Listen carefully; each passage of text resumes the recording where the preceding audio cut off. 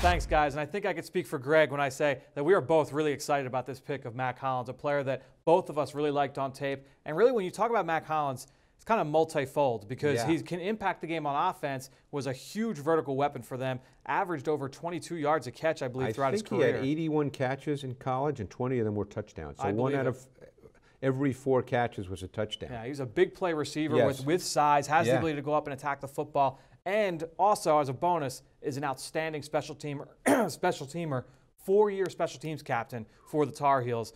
Did it from his very first time on campus. So when you talk about a vertical receiver like that, what does that immediately bring to an offense? And I think we talk about day 3 of the draft. We've had this conversation, you and I.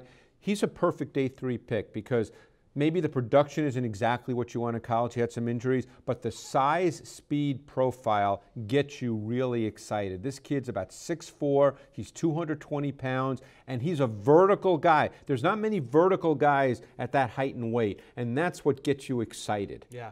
And every offense, whether you're a West Coast based like the Eagles that features more short stuff, but every offense wants verticality. That's absolutely critical. That's why, by the way, they went out and signed Torrey Smith. And you could make the argument that Mack Hollins presents as a bigger Torrey Smith type receiver, and maybe better down the road. We don't know that, but he presents that way. Yeah, and anytime you've got a vertical threat on the outside, it can just be on an isolation route. Like this is here. This is week 1.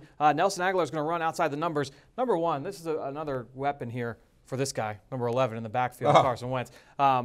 You see this big-time throw from Wentz outside the numbers, on the outside shoulder, leading Nelson Aguilar to the pylon. He makes a great catch over the shoulder. Mack Hollins did that throughout his career. He did it at a high level. And you know, you just made a great point about Carson Wentz. To me, and I think you agree with me, Carson Wentz is a turn-it-loose thrower. I think he wants to drop back and turn it loose. So what you want to have in those situations is, number 1, you want to have some size. Okay, and they got Alshon Jeffrey and now Mack Hollins, and we'll see, you know, how much he plays receiver as a rookie, but he is 6'4", and I think that really helps Carson Wentz because I think it's in his DNA to turn it loose. Yeah, and so then when you talk about it from a personnel standpoint, it helps Carson Wentz, and we could talk about the traits that Mack Hollins brings. But when it gets down to it, this guy right here, he loves pass game concepts. When you look at 2 pass game concepts from the Eagles offense that feature that downfield, that vertical element. One is the dagger concept. We've talked about it so many times. You have that vertical route from the inside slot receiver and a deep dig from the outside. The 96 combination, the 9 route by the slot and the 6 route by the outside receiver, called dagger. Now, Mack Hollins could, in theory, be either of these guys. Either one of these guys. And, you know, normally, as you know, this is designed to lift the safety and throw the 6 route, the in-breaking dig, normally. But again, and this was actually a phenomenal read by Carson Wentz because he saw the safety and he said, I've got the over-the-top, I've got the 9 route, and this was awesome. You'll see it right here because they're really looking to throw the dig right here, but look what you get. He feels he can get this ball. Oh, this is what I mean, too. Great example of it's in his DNA.